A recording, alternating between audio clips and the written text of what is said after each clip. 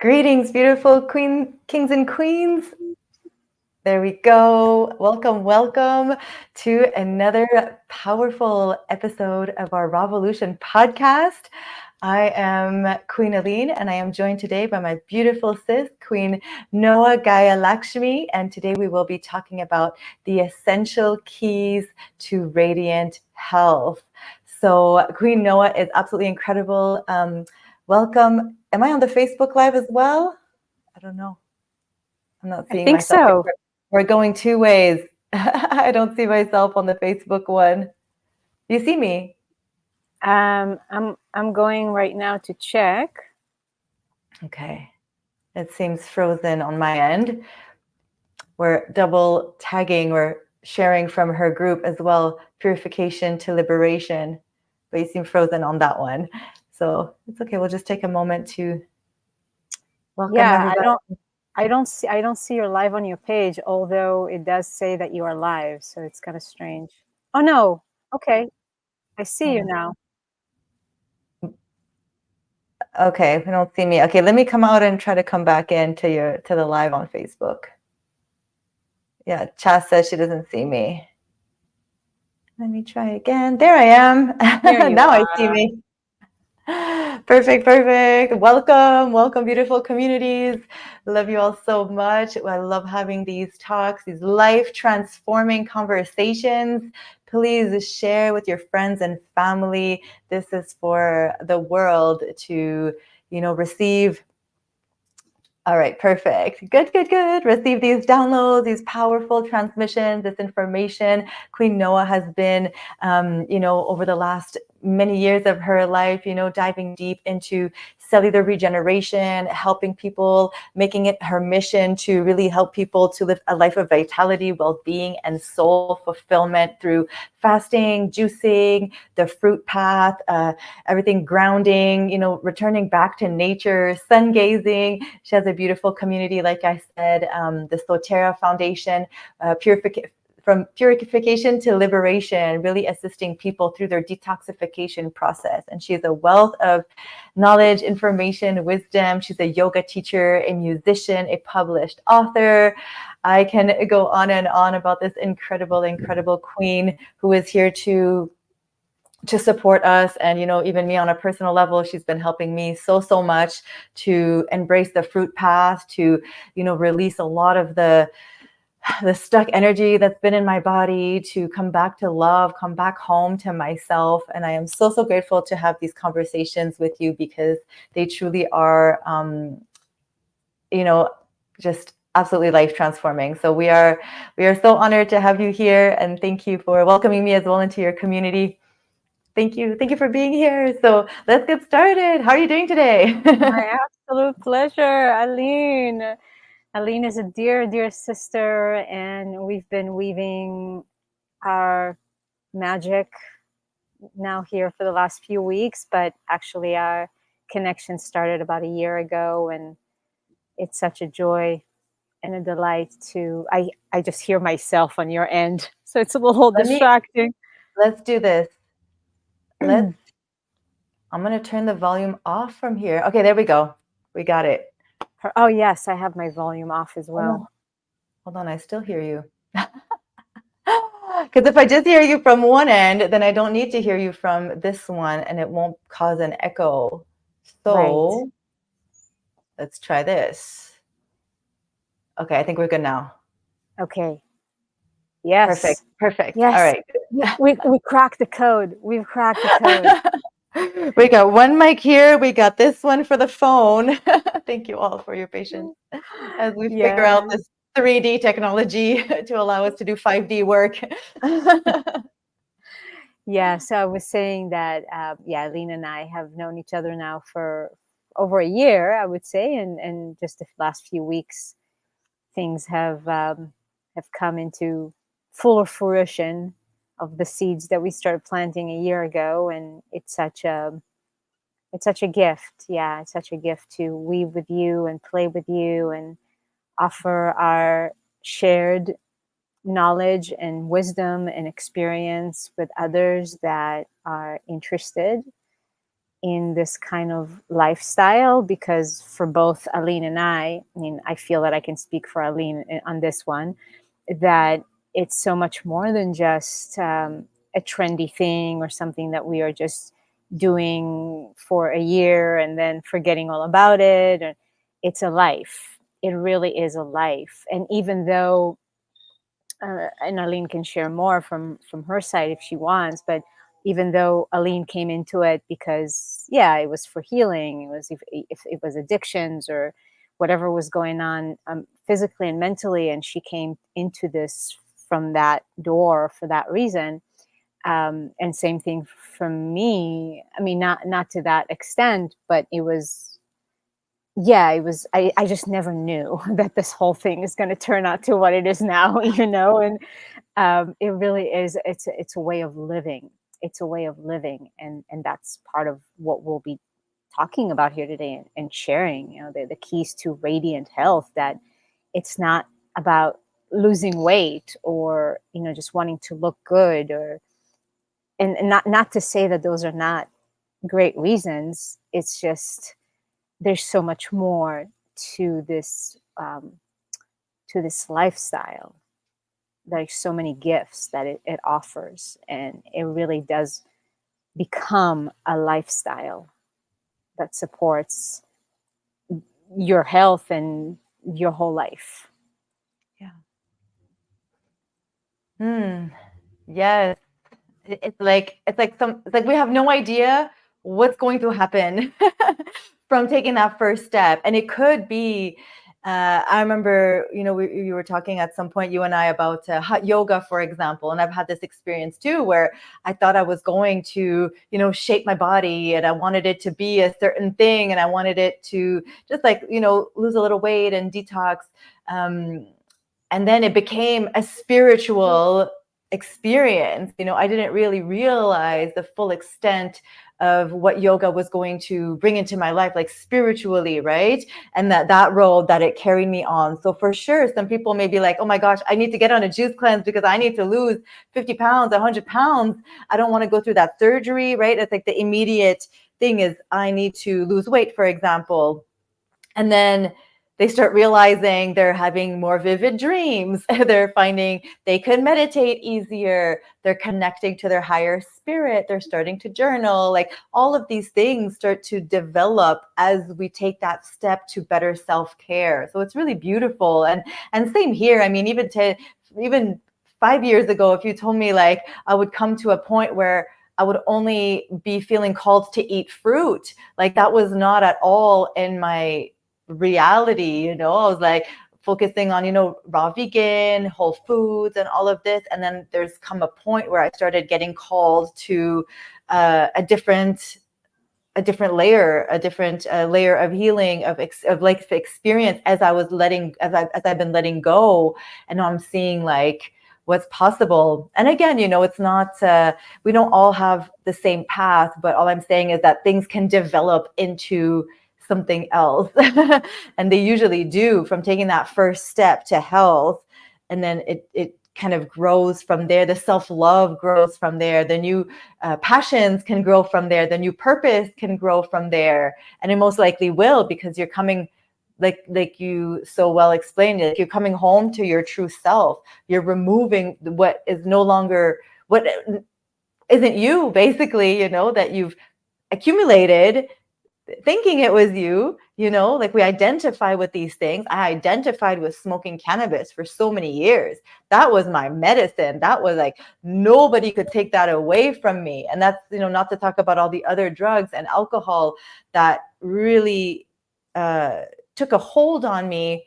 But on some level, I didn't identify as much with the alcohol or the drugs. It was just like something I had to go through, to like an initiation. I always knew I was being initiated. I was being like, I always felt God through everything. That's the crazy thing, is like I always felt I was being trained in a sense, or I had to go through those experiences. But I was always very conscious of like, oh my gosh, I'm going to carry myself to my almost death. And I knew it. I could see it. I even knew it when I was a child. I felt I felt my path, my journey from then. I knew I was going to go through drugs. Like I just knew it. And then, but the cannabis, all this to say that the cannabis was a constant that was in my life that wasn't really killing me, wasn't really like having that many effects, like sure, it was making me forget things, but I was like so holding on to it. And that was my identity. It was like who I was. And that was a really difficult one for me to let go of. And then once I did, then like new doors started opening, because then it did started causing problems. At some point, it really did start causing a lot of problems, like not just physically, but mentally. Like I literally couldn't remember anything. I had to have it. I was using it very compulsively. And in the last few years, it would lead me to wanting more drugs, harder drugs, and things like that. So I ended up leaving it completely. But I didn't know, on some level, it's like I just wanted to get clean. Like I just wanted to stop using. I had no idea it was going to lead me to this present moment right now, to juice cleansing, to water fasting, and all these things. Like I just wanted to get clean. And then I realized what it takes to really get clean, because I got into like the rehab centers and all those places, and I saw how people were continuously relapsing and relapsing, and the foods they were eating, and starting to make the connection. It's like, oh my gosh, but they're just replacing the drugs with food, and they're putting on 40, 50 pounds by the time they leave this place. And I'm like, oh, that's not going to be me. Like, I definitely don't want to just like fall into the food addiction and the pharmaceutical addictions and all of that. So it's been a journey of like really purifying my temple in all the ways, and really taking it to that like highest level of purification. I was like, if I'm going to do this sober thing, like I'm going to do it right. Yeah. Beautiful, beautiful share. And this is exactly why the name of the group, at least the group that we are in now, is called From Purification to Liberation. Mhm. And it's really about that journey that we purify. We start with a physical body, but everything is connected. So just like you said with the cannabis, for example, at first you didn't really see the effects, but then you started to feel the effects, even mentally and emotionally. Everything is connected, and once we start purifying the body, then all the other elements and the other aspects of our human existence are going to follow suit. Mhm.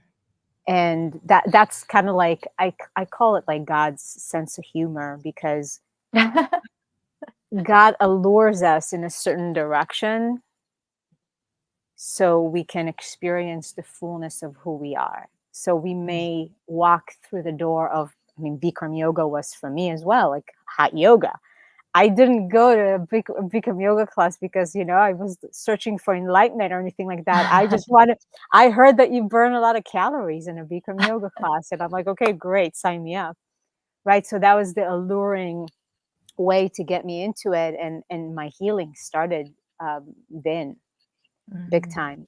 And I didn't know anything about healing back then, but on a soul level, just like you said, like we know there's just this knowing. And so we're going to gravitate towards those things that are moving us in the direction of our true purpose, which is to know who we truly are and to be liberated. So from purification to liberation. But, in many cases, people don't walk through the door because they're necessarily looking for liberation, or we don't even know what it means until we actually walk through the door and we start walking this path. And you start seeing, oh my God, yeah, like freeing myself from the addictions, from the patterns, from the habits, from all those things that are not me, all those identities that is not the truth of who I am. And this is actually at the core of radiant health, because yeah, I mean, we can definitely talk about, and we will talk about some of the more concrete, you can say, or practical elements to radiant health, and living foods and fruits and the juices and the fasting is definitely a part of it. And at the core of radiant health and really finding the potential that this body holds is that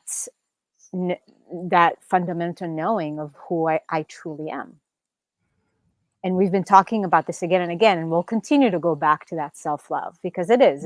It's all about that, and loving the self that you truly are, and that's going to create the space for you to make the choices that really support you and really going to elevate you, because you recognize that this is your birthright. You're just not going to settle for anything else. Yeah, it's just Why that. why is it so scary for people to be who they truly are, do you think? Like I've thought about this a lot. I'm like, why is it so hard to sit with myself? Even to sit in meditation, I've experienced this. I know a lot of people tell me, oh my gosh, meditation is just so hard.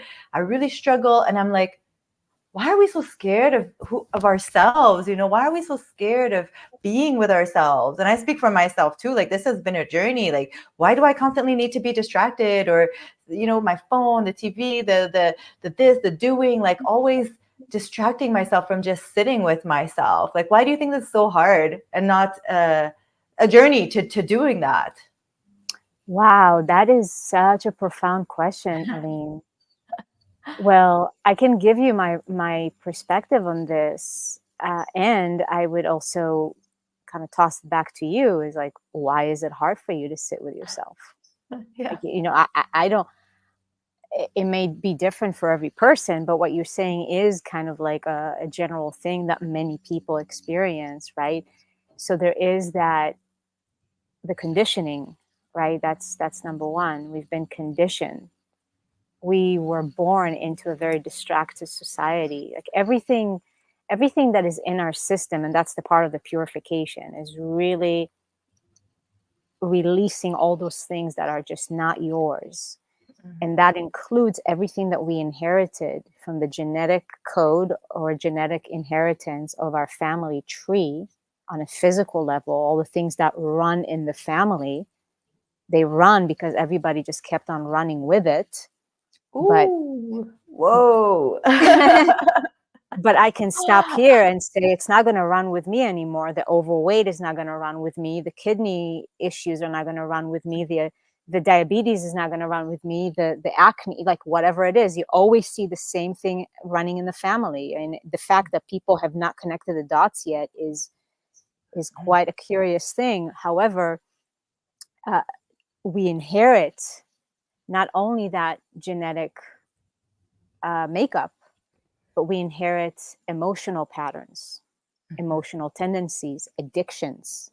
That's all that the genetic code from our family tree that keeps that we keep receiving, or each generation just keep on receiving and passing on, receiving and passing on. Now that genetic blueprint also includes the conditioning of our society. So it depends on which culture you come from, of course, and which environment and country. Those things play a part. And at the same time, so you're going to have kind of like a cultural slash family related inheritance, right? That somebody that is born in Egypt is not going to be the same as somebody born in Japan when it comes to the culture. So there's that. And at the same time, there's this, you can say, planetary or global, or the collective consciousness in which we are all subjected to, no matter which country you come from, because things, let's say, like the oppression of the patriarchy, how the feminine has been suppressed for so many generations, that is a global thing. Some countries are more steeped in it, some cultures are more than others, but overall there's this it's the collective, or the collective unconscious, it's called. So those are things that are in the collective unconscious, you can call it agreements, that we come into this incarnation, and we come into those agreements. Yeah.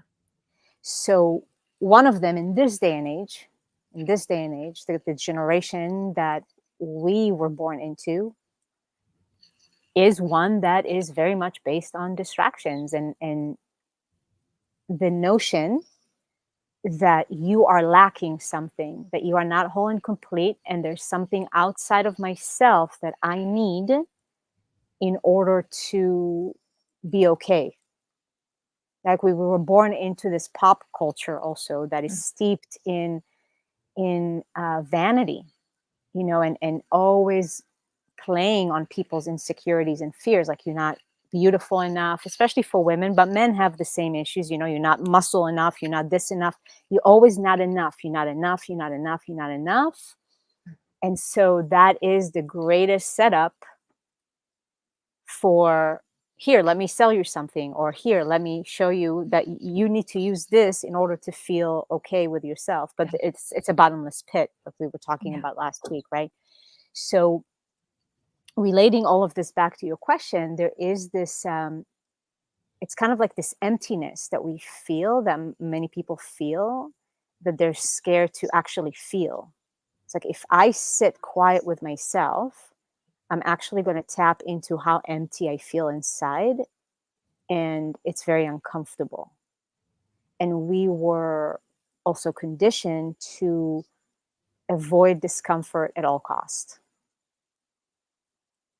We just don't, like, just seek pleasure, avoid the discomfort. So for many people, it's a discomfort of actually, for the first time ever, maybe, to feel truly what is going on inside. If it's emptiness, if it's numbness, if it's pain, it's the avoidance strategies that people use. So distraction is just one strategy to use in order to kind of Mm. circle around what is actually here in the center. Right, but what's interesting is that what we fear the most, or the cave that we fear to enter, is the very place that is leading us to our greatest life and our greatest light. Yeah. And Yes. it's okay, because it's a process as well. It's a Mm. process as well to arrive to that place. But I would say that is one very significant thing regarding, like, why people are so scared or uncomfortable. It's actually because they don't want to be comfortable. They want to avoid the discomfort of actually feeling themselves for the first time, and what is actually going on inside, and feeling that emptiness. And then, yeah, I would love to hear from you, just what has been your challenge in that. Oh, so much this. Yes, thank you. What a beautiful explanation and insights. I'm going to, well, I wanted to mention Queen Cha's comment. She says, we fear our own greatness. And that really hit home, because I really love Miriam Williamson's poem that says, it is not our darkness that we fear, it is our light. We ask ourselves, who are we to be fabulous, beautiful, successful, and all of this? And it's like, who are you not to be? That's how the poem goes. I can't remember it all by heart, but it's really about saying yes to claiming our queendom, our kingdom, our authentic self. And I think the trauma definitely does have a big impact. And of course, the like generations and all of that that's passed on into us, where we grow up in a certain way, trying to make ourselves smaller, trying to make ourselves not noticeable. Some of us grew up with the term, with the idea of, like, children are meant to be seen, not heard. Like don't go to your room, like don't express yourself. So all of that has like really stunted our self-expression, our feeling love towards ourselves. Many of us have been bullied, have been cast aside, whether it's kids at school or your families, where you feel like you don't belong. So better to stay quiet and keep the peace and don't rock the boat than be a shining, bright fucking star that's here to change the world, that's going to ruffle some feathers, that's going to upset some people. And I speak from my own experience, being a very shy child, a very, very introverted, keep to myself, until I started rebelling. And of course, this wasn't conscious, but those comforts, staying comfortable is an illusion, right? Because in the end, if you're staying comfortable and comfortable. I say comfortable because we often find ourselves comfortable in our addictions, right? In the food and the drugs and the alcohol and the sex. That could be an idea of our comfort and not wanting to change. But in reality, we're just trying to numb ourselves and distract ourselves from who we truly are, from our purpose. And that's, in a sense, you could look at it as, I don't know, the work of the devil in a sense, or the work of the enemy trying to bring us away from what God has in store for us. I definitely feel like for me, it's been a spiritual battle. And one of my friends made this very clear to me in my last relapse, where she said, there is a war on your soul. There is literally a war on your soul. Like the devil has been trying to bring you down because you are on a big mission and you need to know that. And I just like felt my whole body, like I cried, I surrendered. I was like, wow, like this is what's going on. I really feel like I'm being attacked in so many ways, from the enemy through these things that were literally killing me. Like I was killing myself. I thought I was killing myself, and I didn't really see that there could be some forces here at play on my spirit, on my body, to literally take me down. And then I started looking into that, like the devil comes to like seek, kill, and destroy. Like he is merciless. Like he wants to take down God's chosen people. And it was definitely from that moment on that I really like started looking at things a different way. Like I really need to arm myself spiritually, not just physically, but spiritually, and like strengthen myself through God, through the word of God, through positive friends, through really protecting myself from these attacks,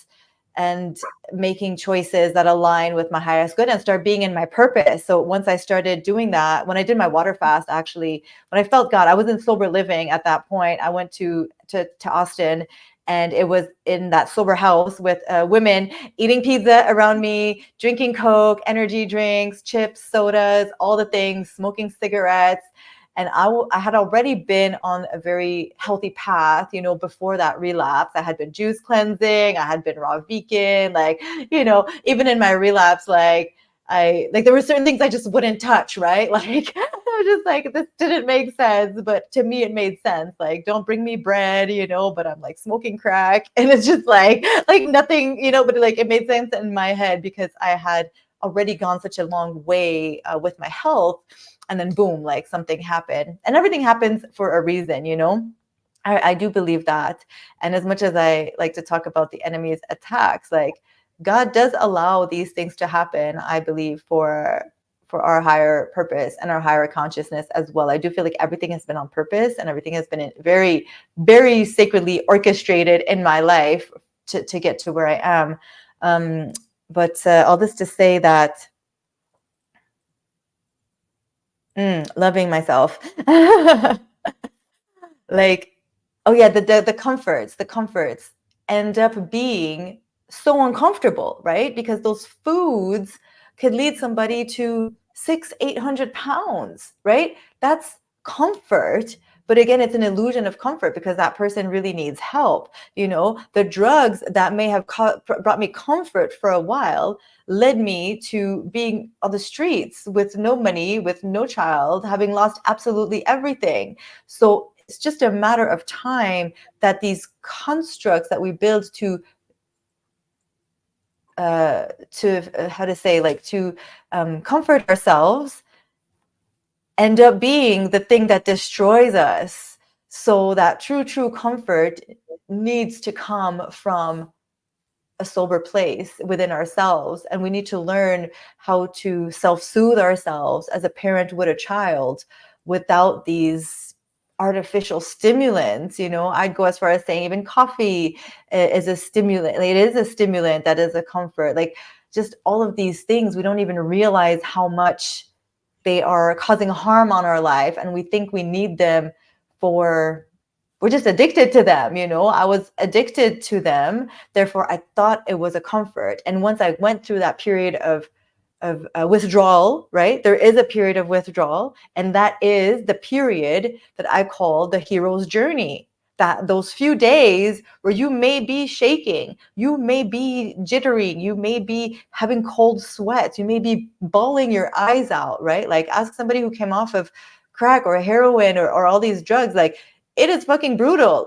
Like I won't lie, it is a brutal experience that one goes through to, and we need to remember those moments in order to not go back to them, because we think it's just going to be this one and this one thing. Even with the food, like I'm going through it again, there's a period of withdrawal, there's going to be a detox, there's going to be headaches.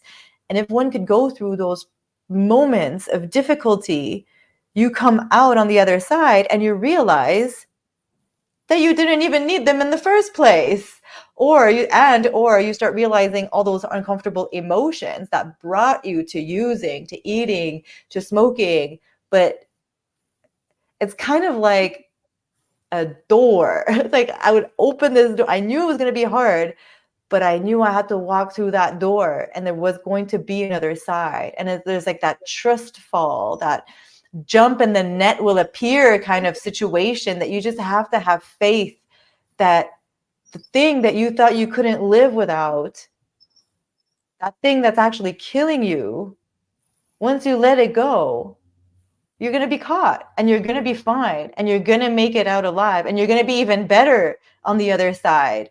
And that's the trust piece. You know, if anybody's struggling with anything, like you need to trust in your higher self. You need to trust in a higher power. To me, it was God, like the universe, like you are divinely protected and guided.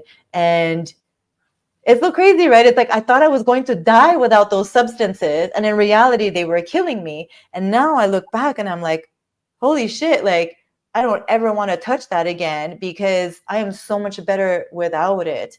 It's just a change in perspective. And you have to cleanse the body from those chemicals and those toxins because it is night and day. Like I start doing drugs, I don't care about my daughter. I don't care about my friends. I don't care about work. Like I lose all sense of reality. Everything gets tuned into that one thing and that one thing alone, and that is to use, period. I lose all sense of reality. Everything goes out the window. I am not the person I am today. So there's a chemical transformation that happens when we get these drugs out of our body. When we get these chemicals and these stimulants out of our body, we do change, you know? So that's pretty trippy to think about that and to think of all the things that I was doing when I was high that I would never do right now, being sober and having my head on my shoulder and just like not being under the influence of those chemicals in my body. I'm a completely different person today. So there is another side. That's all I wanted to say, that those comforts that we think are helping us end up being the prison that keeps us locked in and is actually really killing us. That's been my experience anyway. Beautifully said. And I'm not sure if you're seeing it, but there's beautiful comments that are coming, that have been No. coming this whole time that you've been talking. And I feel inspired to comment on one comment and then also Oh. weave in what you said. Justin actually commented on your question regarding why is it so hard for people, and what I want to make a comment about is that we are angels, like we are fallen angels basically, right? So he said in his comment that how do you get angels to forget who they are and act as slaves, because this is really the whole notion of liberation, is to liberate ourselves from the slavery. And when I say slavery, it might sound like a very harsh impacted word, but we are all slaves to something. Anything that we are addicted to and or dependent on, that that puts us in a slavery position, even if it's food, in a sense, you know, like I have to have this thing. And so there's a spectrum of how slave like we can be, but but rest assured that once you start purifying, we start really feeling and tuning in what's going on and the reason and the whys behind why we're doing what we're doing, then we realize just how in slavery we've been. But that's the greatest trick, is to put or to make someone a slave or put someone in slavery without them knowing that they're actually a slave. That's like a great tactic, right? To make somebody a puppet without them knowing that, like, they're dancing to someone else's tune. They're actually different strings pulling on them, and they're just doing the dance, really believing that I'm a free agent. Well, no, no, you're not, right? So going back to the image, right? And I invite everyone to really envision that you are an angel, and angels do have wings. But when there's a fallen angel, when you put somebody in a cage, in a sense, right, or make them believe or forget that they're angels, so then the wings are not working per se, right? Because the angel is under the effect of some sort of a psychedelic trip or just a drug that made them forget who they are and what they have. So if you don't know that you have wings, then you don't have the courage to fly, because how can I fly? I don't have wings.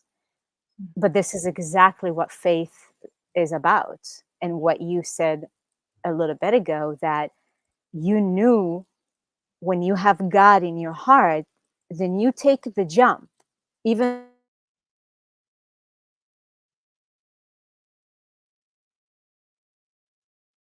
Oh no, she froze.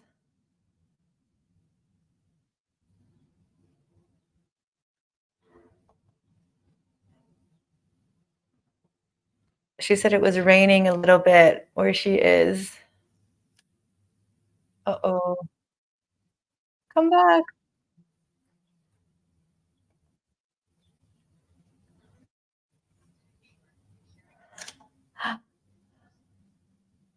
Oh no. Y'all can still see me on my page? We came off the stream on Facebook, on her page. I think she froze. Oh yeah, she's gone. Oh no. Oh, sorry about that. We'll try to get her back on. Try to get her back on. One second. Let me see what's going on. This is so good. Thank you all so much for being here. I just want to laugh at Jadica's comment. I just see your comment. Share your dad. Love you, girl. You're hilarious. Ah. Yes, Justin says, "We then believe we are powerless, worthless sinners, or just randomly evolved pond scum. We believe it so much that when we start to feel our power by meditating and being with the self, we fear that we discover what we discover. It means we have to confront the lie we've adopted completely." Whoa. Yes. This is so wise, Justin. Aw. Yes. Hmm. It is a remembering. It is really truly a remembering of who we are. And I'm gonna have to see this again and read it again. Takes me a little minute to absorb things. This is so congested. I was talking about this to my friend yesterday too on a call that, for me to, like, call myself a queen has really been such a kind of funny in a sense, because I really have done that, have felt the opposite, the scum of the earth, exactly. "Oh, she's back." And so to raise myself to that level has been a journey. There she is, she's back. Oh, Sorry we lost you. oh my God, you guys, it's Costa Rica You Wi-Fi. You know, just never know what's gonna happen, if it's gonna hold on. stay on Are we for the doing whole the, time or not. Facebook again? Hold on, let me Yeah, so just come back to are we the going live back on Facebook? Yeah, come back to my group Okay, and all right. I'll add you to. Hi, Bella. It's all perfect. I Let's get back set up again. It's all perfect. Oh my goodness. As I was talking about us spreading the Okay, wings. perfect.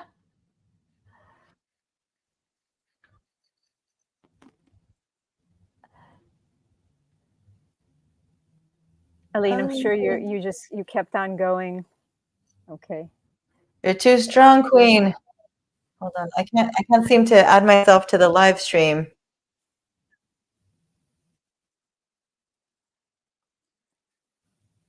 Thank you all for your patience. It's It says unable to add guest. I can't seem to add myself to the live. Okay, here we go. All right, let's go. Yeah, it just takes a moment. Okay. Oh, here we go. Okay. Um, Perfect. shall I just continue with what I was saying, or I don't know if Yeah, you if sure. you were talking if you were talking about something, and you can just go ahead and finish what you were talking about. No, we're perfect. I read Justin's other comment that he wrote, and I was just going to go through a few comments that Michaela had said. My beautiful sister Mac. She says, I have to protect myself every morning with meditation. I have to protect myself every night with meditation. And often 5 times a day, 3 times a day, I meditate to keep myself grounded and connected spiritually. That's so beautiful, sis. Thank you so much for sharing that. And like, I'm so proud of you. I'm so proud of your progress, of your incredible growth, and to heal yourself, to do better, exercise, be a good mom, all those things. So impressed with you. Nancy asked me to read what Justin said again, so I will read it. I need to read it again for myself too. He Yeah. says, we then believe we are powerless, worthless sinners, or just randomly involved pond scum. We believe it so much that when we start to feel our power by meditating and being ourselves, we fear what we discover because it means we have to confront the lie we've adopted completely. So deep. Yep. Justin, you on a whole other level. Yeah. And that's really the truth behind it is it's a threat to the ego because it's built on those lies. It's built on these false identities. And basically, the ego is built on a survival mechanism. It doesn't want to die. It doesn't want you to know that you are an angel. It doesn't want you to spread the wings. And that is quote unquote the enemy. Because what you were talking about earlier, Aline, that there's an enemy, and it's true, there are, we can say, forces that energetic spiritual forces that are of the dark that can present a lot of challenges to a soul and drag them into darkness. However, there's really nothing external. We are never a victim. So whatever is happening, even if it is an energetic force that is pulling us, and there's a war, like you said, on your soul, which is very true. There's a lot of tortured souls, and we can look into past lives, and it just the rabbit hole continues on and on and on. However, though, it's all internal. Basically, it was a representation, or you were seeing what was going on inside. And there's a war inside. There was a war inside. It was your ego, quote unquote, the dark side battling the light side, the angel battling the devil, right? We see those metaphors in all the stories, always. There's the villain and there's the hero. So it's all within ourselves. It's all within ourselves. And the devil doesn't want you to know that you are an angel, because when you know that you are the angel and that you have wings to fly, then the devil loses its power. And when I say devil, it's the dark force within ourselves. Mhm. And so in meditation, going back to that, there's just this, you got to confront all those lies. And the ego doesn't want you to do that, because then it's like, oh, busted, busted. Now I take the mask off. Oh, I see you for the clown that you are. But this whole time the ego is just pretending to not be a clown, and that those are the distractions. Like, let me distract you and let me allure you into things that are distracting you from your light and from knowing that you are an angel, because then you're going to fly away, and the clown doesn't have that power anymore. Yeah.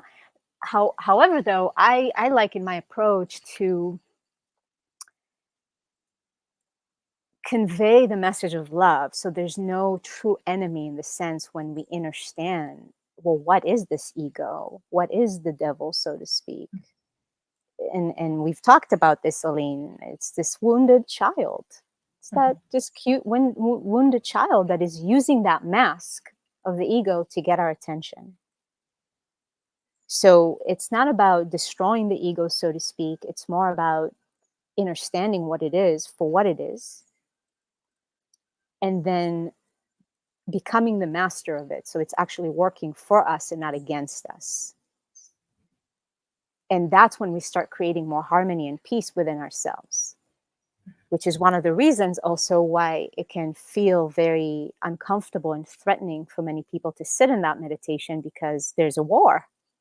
No one wants to go into a war zone. Inside, there's just like so many conflicts and wars going on that it's very unpleasant. I don't want to go there, right? But again, it's we got to step into the fire, so to speak, just so we can walk through it and be free of it. Mm. And that's when we start unraveling all the layers of the falsehood and those lies. And this also goes back to what I said earlier about all the conditionings that we've inherited from family and all the way to the collective consciousness and those agreements. Yeah. So bringing it a little bit more down to earth, this is really this is what this health journey is about, and the fruits and the living foods, right? If we just focus on that component for a moment, those are the food for angels. If we look at physical food, because it's really about bringing the light into the system, bringing the light, bringing the light, bringing the light, so we just amplify the light within ourselves, the light that is already in me. Because it doesn't matter how dark you've been, so to speak, or the dark path that you've gone down for as long as you have, there's always that light inside. Always, always, always. And so even if that that little spark always exists, so it's just a matter of start fueling that little spark of light, and then it continues to grow and to grow and to grow and to grow, and there's really no end to how much that light can grow. It's just when you look at the sun, it's infinite light. It's blazing sun all the time, a blazing light, even if it's a cloudy day. That's what our darkness is basically. It's just clouds covering the sun. And those clouds can linger for a day or maybe 15 years, but nevertheless, the sun is always there shining. So when we bring the living foods, when we bring the fruits, when we bring the hydration, it's like not only like a water hose into the body, like literally like water hose, but it's also light hose. And that's why there's so much healing that happens. It's not just the body that is healing. It's not just the body that begins to purify all the junk and the obstructions. It's literally the light. The more light you bring in, the darkness just doesn't have room. So it starts pushing out the darkness. Mm. Yeah. And those are the essential keys to radiant health, in the sense of anything that assists the individual to amplify the light inside, and to we use this term a lot, like raise your vibration, right? But it really is, it's just which frequency am I vibrating on? Nothing is bad or good or better or worse. It's just, Yeah. well, do I wanna dance with the light? What feels really good and true? Because that's the other thing, like, whatever is true is gonna resonate with light. It's gonna be simple, and it's gonna be of the light, and it's gonna make you feel light, right? And we talked about that, how light and light, same word, different meanings. But the more light we bring, the lighter we feel, and that is more of our truth, and that's why it feels good.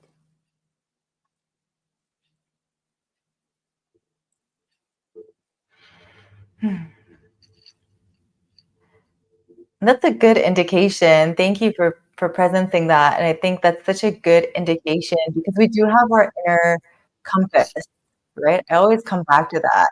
No matter what, we do have an inner compass, whether or not we're super in touch with it, that's a whole other story, but we can definitely tune into our intuition and to how our body feels to know whether something is good for us or not. You know, if we're, like, in a difficult relationship, for example, like, we could feel in our body how this person makes us feel or how we feel after a difficult conversation. Is it constantly heavy, dense energies, you know, like you could tap into how your body feels, and that'll indicate to you whether something is really light or it's bringing you to the darkness, you know, either helping you elevate or bringing you down energetically. A food too, like I could look to a food and I could know like, okay, this is going to bring me light and this is going to bring me down. You know, like I could tell, I know it. Sometimes I choose the other one. I'm not saying I always choose the light one, but I know it. So it's like these practices, especially meditation, and the more we go on to the living foods and the fruits and the juices, the more tapped in we really are to that inner compass. Now somebody comes into my energy field that wants to take away my light or that's of the darkness or is going uh, or is like very jealous, that kind of energy, like I feel it right away and they're not in my life anymore. You know, I don't even tolerate this kind of energy in my life anymore. I'm very quick to protect my energy much more than before. I was like a sponge, but I was letting everybody in and everybody in. And it's a party over here, you know, like, but now I'm much more selective, much more mindful of the energy that comes through. Even the music I listen to, if it feels like too much, I'm like, Zaya, turn that off. Like, I can't take that because that's really lowering my frequency, it's lowering my energy, and I need to really protect my energy so that I can continue to make the positive choices every day. But if it's like, you know, even I got caught up in a reality show not too long ago. I'll be real. Like I watch Netflix sometimes. Like I'm not the one who's ever watch TV. Like I have shows. I watch TV with Messiah sometimes, and I got caught up in one of those like reality shows, like Love Island. I don't know if anybody's ever watched that. But I really got sucked into it, you know, and I was just like just mindless entertainment, you know. But when it finished, first of all, I was super depressed because I wanted it to continue, and second of all, I felt like I just felt really down, like, I didn't like, I thought it was bringing me up, but it really was kind of bringing me down in a way, so I was just like, "Maybe I shouldn't watch reality TV," you know, and it's not something that I do a lot, but I really, like I'm like, "Oh my gosh, this is such a great, this is so exciting," you know, and like, they have a way of bringing you in too. You watch one, you're like, "Oh, this is so stupid," but you just can't stop watching. So, but I just realized how it was bringing me down energetically. So, yeah, just saying that we do know what helps us, what doesn't, and it's up to us to take that step. So let's talk a little bit about so we touched a lot on meditation, the raw foods, the living foods. What other keys have you, uncovered, you know, to radiant health? Do you have a practice? Do you do something like exercising? I know you don't touch your phone right away when you get up. Like, what's your how do you get yourself started? You know, maybe this might help those that are on this path that may be looking for, like, some tips and tricks. I know the first moments of our day is really significant in, and how we can, you know, how we live our days. I'd be curious to hear, like, what are some of the practices that you have? Right. Well, I feel like my whole day is one continuous practice, and in my life, really is just everything becomes a meditation. Everything becomes like a an offering of some sort. Um, I'll touch on the like morning thing, but nature for me, you know, like being outside, and I know that not everybody lives in a tropical place, or like now is summertime in the northern hemisphere, that it's easier for people to be outside, but that is really our natural environment, that we can be outside year round, you know, the tropics or even the Mediterranean. Um, so that is key. Like the keys to essential health, actually, you don't need to pay anything. They're all free. Sunshine, really the simple thing. And people like think if it's so simple, then it might not be true, or you know, it's, let me just go and talk to my doctor or read a book or give me the scientific research. Do I need to give you the scientific research that the sun is good for you? Not going to come from me. But Some people are scared of the sun, I will say. They're well, very scared of the sun. I know. Well, that's the illusion. That's like the slavery that people have signed up to be, and like plugged into this matrix of lies. But sunshine, for example, is something that I'm adamant about. Like every day, I'm going to expose my body and as naked as possible, which is another thing. Like I don't like to wear clothes. You know, I wear the minimal that I need to wear, like to be in public. But you got to let your skin breathe. Like really, okay, maybe you don't have like, you can't really wear like little dresses because it's still chilly or whatever. But you know, when I see people, especially women, but no, all people, like wearing those really tight pants, that is so unhealthy, you guys. Not only that it restricts the blood flow, but also like your skin doesn't breathe. And some people are in like tight clothes all day long. Some people sleep with clothes. I'm like, how do you do that?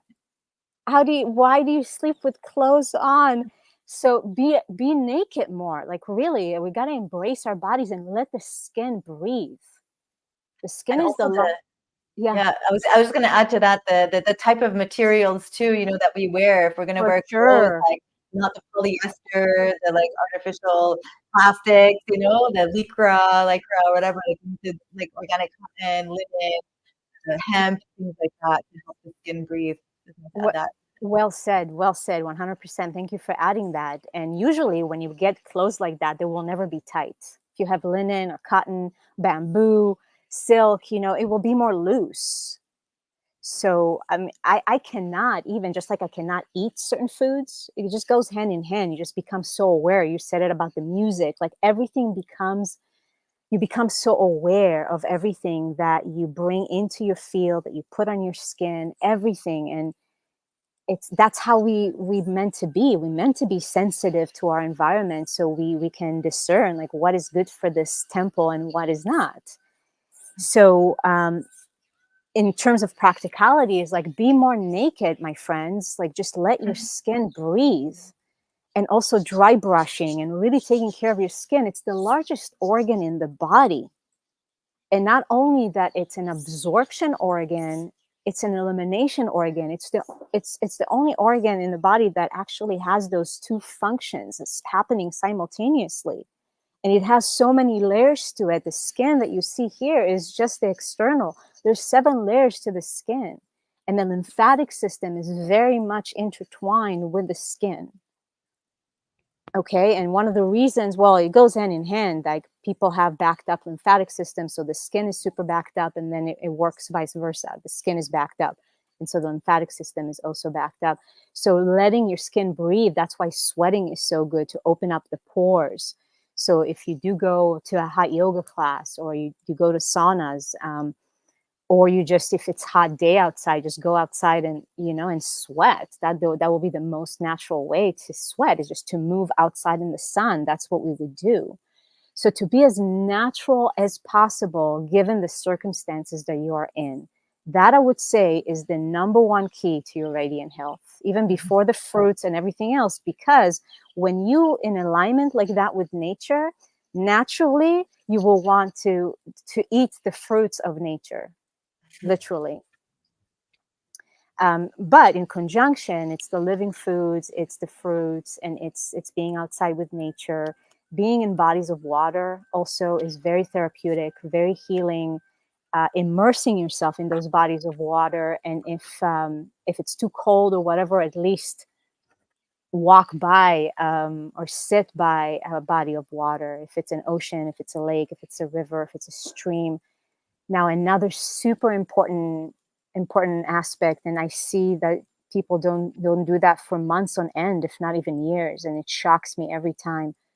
Take off your shoes Mm. and walk barefoot. If you're in a city, find a piece of grass, find a park, find something, take your shoes off and plug in your feet to the earth. It's a must on an every single day until you get to a point that you can't even wear shoes because it feels so unnatural. But this is one of the reasons why people's nervous system is so frazzled and Mhm. so discombobulated, is feet not touching the earth. Shoes is just like the tight closed shoes are very harmful for the human organism on many levels. So, number one, wear sandals as much as possible if you are wearing something. So at least your feet can breathe, and your toes and your feet can actually be in their original position and not tucked in a shoe. And then take off your shoes as frequently as possible and walk barefoot. It's going to do wonders for your nervous system. I can't get into all the details right now and how it's connected to the vagus nerve and when you walk barefoot, but maybe we can do something about that. But walking barefoot, and I'm mentioning all the things that this is my life. Like I rarely wear shoes. It's just uncomfortable for me to do that. Um, then when it comes to the morning, like Aline said, yeah, care for yourself first and foremost. Care for yourself. Um, and move in the ways that bring you joy. I really like to say that. So I'm not going to tell you like do yoga practice or do this practice and do that practice. It's really about devoting time for yourself, and then in whichever way that resonates with you at any given time. If it's yoga, awesome, do yoga. And even that, depending on what style of yoga is going to call your name. If it's qigong or whatever it is, doesn't matter. Just move in the way that brings you joy. It doesn't even need to look a certain way. So even for me, I do yoga and particular um, practices that I do, but it's still very intuitive. And then I'll find myself, I'll be in like a structured yoga. And then if there's like a really fun tune that is playing, I'll just start dancing. So it's like joy is key, is essential key to your health. Mhm. And moving with joy is an essential key to your health. Not to listen to Aline or to Noah or somebody else, like, this is the practice you should do. Well, are you enjoying it? Is your body really like, yes, bring it, like it wants to move with you in that way? Like, you got to tune in. You got to tune in. And a great example, I was a Bikram practitioner. Yeah, Bikram yoga. It's like super strict, 26 postures, same practice every single time. And I was like, such a hardcore practitioner of Bikram yoga for so long. And that's the only practice I did, until I got to a point that something started to shift in me and it felt too restrictive. It served its purpose. And I'm grateful for all the gifts that it brought into my life and the healing that it brought into my body and my soul. And I really was tuning in at some point. I was like, I need to move differently. Like, that was just too restrictive. And that is the way of the feminine, just like intuitively, regardless if you are a male or a female. It's tuning into your body, not just to following a script or, I got to go to the gym or I got to do this or I got to do that, because there's a lot of programming there as well. If you're enjoying it, then great. But if not, then ask yourself, like, how do I want to move to in today? It's going to change every day. Some days you also might feel a bit higher energy and you want to go for a run. And the next day you might feel like, I'm just going to walk softly on the beach today and not really exert myself running up the hill.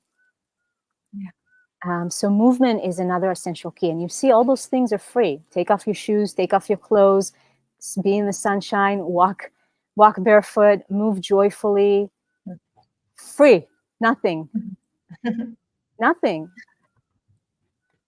Just you and you yourself. Enjoy. Beautiful, beautiful golden gems. Golden gems. It's definitely it's a bit more of a challenge when we live in the cities, to do that. I remember when I was to leave, I was always barefoot, always walking around. I wouldn't even choose to like get in the car if I needed to go into town. Like I was walking barefoot everywhere, everywhere. Really into cold. And then I come to the city and it's like a whole other reality where I'm like, okay, I need to like and then in the wintertime, where am I gonna go ground like in the snow, but at least in the summertime I do make the effort to go out into nature much more every day, go get some sun, go get put my feet in the ground. Like it is so much nicer to be in this like warm type of weather, being in that tropical climate definitely helps. So let's all make our way to the tropics so we can be naked on the beach and freak out our bosses. Well, and I'll say that as well, Aline. And yes, I know many people that are listening might not be living in Bali or something, but you do the best you can with what you have. I like to say that. So yeah, when you're in a city, you might not be walking around downtown barefoot, although you could, um, depending on how much you enjoy it, because it is concrete. It's not the same as walking on grass. But again, you can go to a park.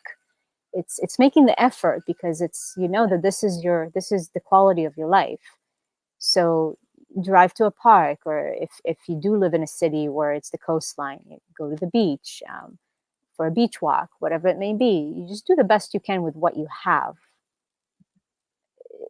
and nothing is too small. Nothing is too small. Even if it's like finding a piece of dirt somewhere on the street, you take your shoes off and you just stand there.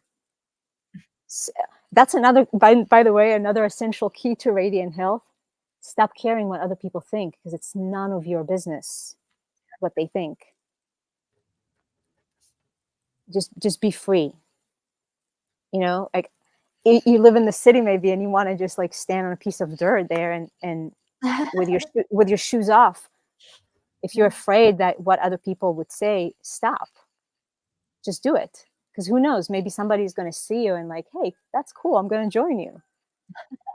Or they're going to ask you like, what are you doing? And you're going to explain to them, I'm regulating my nervous system.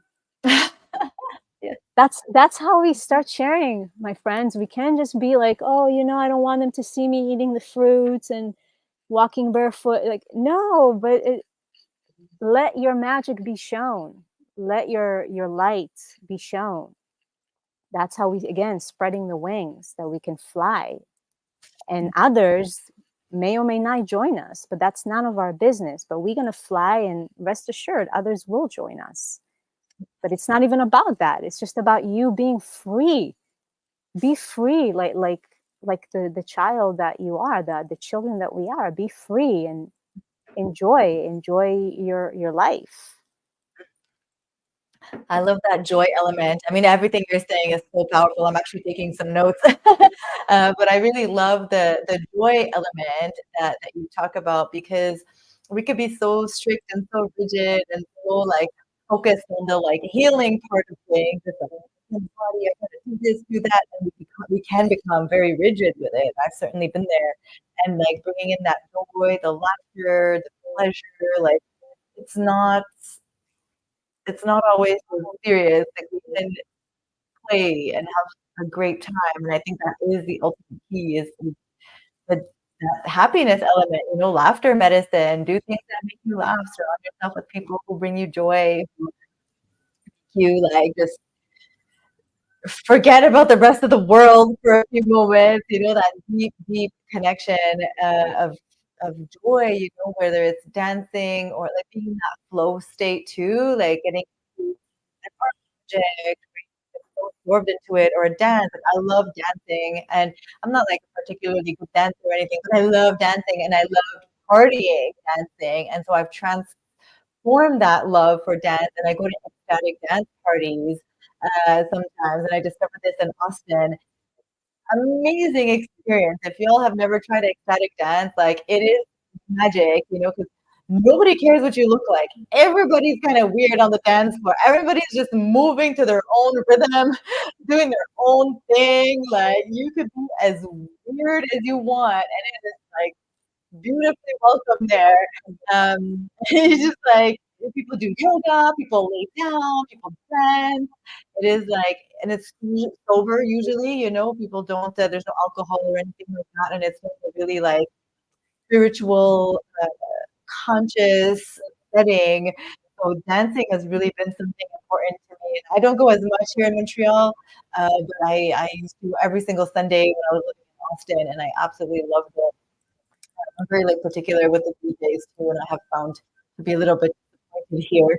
But Yeah, anyway, it really depends. I'm the same. That's one of the yeah. reasons why I don't really go to ecstatic dance anymore, is because I just do ecstatic dance on my own.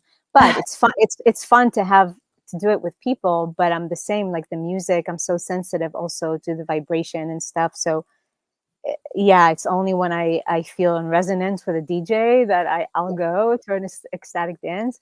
And by the way, Aline, on the West Coast, there's some amazing ecstatic Yeah. dances that we can check. That, by the way, we're gonna plug that in right now. Most likely, there's gonna be a very juicy, beautiful, magical tour of a few fairies this summer on the west coast of the United States. So stay tuned for the dates and the details, because if you are on the west coast of the U.S., and even if you're not and you want to come to the west coast of the U.S., we're going to have a few gatherings along the way, and we're going to announce the places in which we are going to gather for juice and fruits and music and dancing and sharing and loving and connecting all the juicy angels together. Gonna be It so is. fun. I'm super looking forward to it. So excited about this. So stay tuned. I really pray and claim that we are making it happen, that it is happening. So yeah, I'm super looking forward to that. And also to our incredible immersion in November that we are putting together, spearheaded by Queen Noa, inviting me to join her in beautiful Bali to host an experience of a lifetime with food, living food, sometimes just liquids, meditation, water therapy. It's going to be so beautiful. So Noah and myself, well, Noah's the one that's organizing the retreat, and here to support her and to co-host it with her. So it's an honor to be part of this as well. And I hope you all can join. Please share our intention. Yeah, well, basically what Aline just shared and some of what we talked about here today, that's what we are going to dive into, but for 8 days together in a very dedicated container to open up your wings, to remind you of the angel that you are, and that you have your own experience. Because it's not about me saying, or Aline saying, or anyone else telling you how much light you have inside, how much I've heard it in my life, but it's not until I actually got the taste of that, of it, the taste of that nectar, and that's the name of the immersion, the nectar of life, is for you to have that personal, intimate experience with your own light inside, with that nectar of life that lives inside of you. So all those different elements are going to be included so you can have that experience. And it's going to be amazing fruits. And like Aline said, we're going to dedicate 3 days to coconut water, only watermelon juice, or a combination of both. And you'll be completely guided and supported throughout it all. That if it is your first time, then you're going to have a lot of support around you around that. And to say that this immersion also is going to be suitable for both those that are complete beginners on this path, maybe you're just getting into this whole lifestyle, and those that have been on this journey for a while. So you're going to get exactly the medicine that you are meant to receive. And whatever is your next step, this immersion is designed to help you step into that new height that your Mhm. soul is calling you to rise into. And yeah, the different elements of the yoga and the different practices, the nature just alone. And we're going to have one day dedicated to complete silence. And we'll dive deeper into meditation and the sound frequencies and how to use your own voice as your own healer and medicine, and massages and water therapy, any everything and anything that can help you to get in touch with the truth of who you are and release that which is not. Hmm. And we're Powerful, gonna have a lot powerful. of fun. We're gonna have a Oh, lot of yes. fun. It's gonna be a lot of A fun. lot of fun. It sounds I very mean, look. serious, but we're gonna have a lot of fun too. Absolutely. Oh, no, it's gonna be magical. It's gonna be magical. I'm really, really looking forward to this and doing this with you, collaborating and seeing the transformations in people. That's really what I'm the most passionate about. And I've I've been feeling called to do retreats, to do these types of offer these kinds of experiences. I really wanted to collaborate with somebody that I felt very aligned with to do this because it's something very special, that to help and support people through life altering, few days. And I've been on these retreats where I was myself, whether yoga or meditation. I've been to these places, plant medicine, where I was completely transformed after that. And it's truly like special to be in this position today, to be able to hold space, to hold sacred space for our friends and family who are ready to take that leap and really love themselves and really tap deeper into their higher calling too. That's what it's all about, right? Like, we're here to help people to come to their higher calling, to their highest potential in this lifetime. And that's what everything that we're talking about ultimately helps us to do, is to come to our highest potential. And it can look different for everybody, right? It can look different for everybody. Maybe for somebody it's to be the greatest wife and a home caretaker and take care of their kids and do that really well. Others, it may be that they have a talent of writing, and they want to write that book and they're meant to be a writer or have a blog, or maybe somebody has like public speaking gifts that they don't even know about until they really start to activate their their energy centers, bring their chakras spinning in the right direction, meditating with themselves, eating their great food, and then it's like you come online, you activate something within you. It's an activation. So this is really what this is all about. Everything that we're talking about, bringing in more light into the body, grounding, um, being naked, meditating, all of these things to activate you, right, to the highest frequency. And so powerful. It's like we are more of these energetic practices that we do, the more energy we hold, the more uh, power we hold as well, and the more things we can do, right? You told me today, like 2 years ago or 5 years ago, that I would be doing. I didn't even know how to hold a schedule on my phone. I will tell you, I couldn't even keep a schedule. That's how disoriented, disconnected, and I'm not saying like time is whatever, but like I couldn't even maintain any kind of routine in my life. Like it's just night and day. But putting in practices has helped me to be more disciplined, more organized, believe in myself more too. Doing a live like this, my nervous system was so out of whack. I couldn't even do this. I had so much anxiety. I was struggling with a lot of anxiety, a lot of self doubt of like, I can't do this. And I couldn't even leave a voice clip. I couldn't even leave a voice clip for the life of me. I was so shy. So you can do amazing things, and please use me as an example. Complete metamorphosis, and I am just getting started. Like I am 41, and I feel my life is just getting started. My purpose, I'm just starting to know who I am.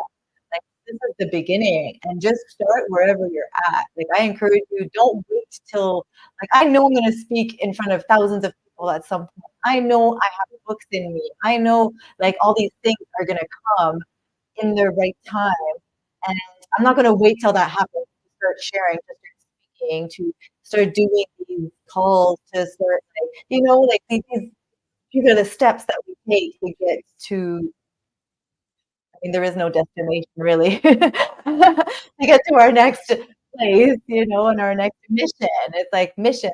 I started seeing this life as like a big, uh, kind of like a game, like there's levels we have to pass. There's like a video game, like a bit of a simulation. Like we get, okay, if I open this door, this was what happened. I could open this door, this is what's gonna happen. So there's just, it's all experiences, and it's all yours, and it's beautiful. It's incredible. So yeah, I went on a tangent there. Oh, beautiful, beautiful tangent, Queen. I absolutely love it, and you were so spot on with everything that you said and what you shared. And as you were speaking, also, it's like this beautiful butterfly that just landed on the leaf here, and so it was just a confirmation. Yeah, it's the butterflies, it's unleashing those butterflies for Yeah. sure. Yeah. Yeah, there's really not much to add to this. It was a beautiful share. And I did share the link to the immersion if you want to check out more of the details. It's on the live chat. If you tuning in from YouTube, then it's going to be in the description box. And yeah, just contact either Aline or myself for more information, or if you have any questions or anything regarding anything. And also, I want to add to the immersion that we are going to be offering support pre and post immersion. So it's not just, oh, you're going to come to Bali for 8 days and then forget all about it. It's the integration that is the most important key. So yeah, we're going to have a little bit of prep, but it's like a couple of weeks even after the immersion that we're going to continue to stay in that field. So we'll have our own group chat, and then Aline and I, and we'll have Zoom meetings or video meetings a couple of times just to help you integrate, because that's what I've seen again and again on this path. You can have a mind-glowing experience of whatever it is. Even with juice feasting, you can go and do a juice feast for 150 days, and it's like boom, like so much opens up, but like where is the integration? And so it's that integration piece that is very, very important, so to help embody everything that we've been talking about. So it's not like something you need to think about, but it becomes a way of living. It's so embedded in you that you embody it easily, effortlessly, naturally, with ease and joy and grace and a smile on your face. And that's the greatest way to learn too, is going through that experience with others as well, to continue on those habits, like you said, just more effortlessly throughout your life. Like, it's one thing to just follow a YouTube video and say, okay, I'm going to meditate myself here. But when we do it collectively, when we do it in a group, something magical happens. Something gets anchored into us. I remember doing my first Art of Living. It was a 3-day session where I learned the first like Art of Living, and something changed in me because I did it with others. They taught us a certain breath work, they taught us the meditation, and I've never been the same since. So there's definitely codes that we go and get with others, and also the collective, especially meditation. When we come to meditate and do yoga together, helps us later on in life to continue those habits, and that's really the goal. This is long term, sustainable changes to help you feel your best and be your most radiant self. Yeah, the butterflies are agreeing with everything you're saying. It's amazing. I don't know if it's the same one, but it's just like flying around. We've Well, been in the theme of the butterfly. Even I see Faith came in too when we were just with the butterfly. We've been in the theme of the butterfly, talking about the transformation of the butterfly, how transformation, it yeah. becomes goop before it turns into a butterfly, the caterpillar. It becomes like, and then it has these imaginal cells that reconstruct it, and It's a whole process. Magic. It's Magic. absolute magic. Yeah, and Alina, you'll probably get this, obviously, because you're a Christ lover. Yes. Um, when you said about doing this in a group and how powerful it is, it's like when two or more gather in my name. Yeah. It's that's one of the reasons why it's so powerful, Mm, and that's why the power of community, the power of the tribe, is immeasurable. mm, And it makes it a lot easier for us as the individual cell, so to speak. Like if you know, okay, I this is what I aspire to. I would love to live more in radiant health, mhm, whatever is your next step. Like having that inspiration around and just even being in that energy field. That's the thing. We are energetic beings. So it's even like in through osmosis, you can just be in someone's presence and all of a sudden you notice, huh, I'm not craving that junk anymore. Hmm. Or, mm. it's much easier for me to just do watermelon for 600 days. It's just, or, or let go of this toxic relationship. You Yeah. become more courageous because you are in the presence of someone that embodies courage. They don't even need to tell you anything. You're just in their Mm, presence. And that's why also when you go to, let's say, um, ashrams or spiritual centers where you're in the presence of very powerful beings that are very embodied, it's the energy transmission that actually makes a big impact on our own energy field that transforms who we are on a mm, cellular level, right? So that's another reason why it's important to surround ourselves, because it's not just, oh, live in a community or a tribe, yay. But it's like, okay, but who am I surrounded with? mm. That's So deep. only with ones that uplift, inspire, and help you to see who you truly are. Mhm. Mm. That makes a lot of sense. Yeah. That makes a lot of sense. Wow. Well, thank you for this powerful and beautiful talk as always. I really love our time together, and I thank you so much for for everything that you've done in my life. I certainly feel much stronger, around you, and I hope that I am bringing that same energy to you and to others and paying it forward. That's what it's all about, like, everything that Noah has, done for me and is doing for me, like, I hope to, share that and do that for others as well, and to lead by example and lead with my heart always as you were doing, and, like, be that light for the world. Together we are that, we are such light, helping so many people, and, feel so grateful for you. So, mm. Grateful for you. You're already doing it. Yes. Day 4 on watermelon. Yes. Back at it after a little detour, going for it. No stopping. We We'll always see. have fun on those detours. I don't know. Yes and no. There's always a gift in the Always detour, less. even if it's not fun. Mhm. Definitely. Yeah. Well, Yeah. Well, thank you, thank everyone. you. Thank you. Thank you. Thank you. Thank you to everybody who joined us. Please check out the website that she posted if you wanna learn some more information about the, immersion that we have going on in November, and we will keep you posted as well for our tour that we are doing, that we will come in. Yeah. What, Most when and excited. if. Maybe, Yes. maybe because I was excited. Maybe it was too soon to announce it, but yeah. Um, It's okay. We'll try. We're trying to make it happen. We're trying to make it happen. If not yeah. this time, then it'll be What, a little bit, but it is exactly. happening. It is happening at some point. Yeah. If it doesn't happen, then it's okay, and you just come to Bali. Exactly. You just come to Bali. Uh, I love you so okay. much. Love you I too. will see you on the next one. Bye, Yeah. everyone. Thank Bye. you.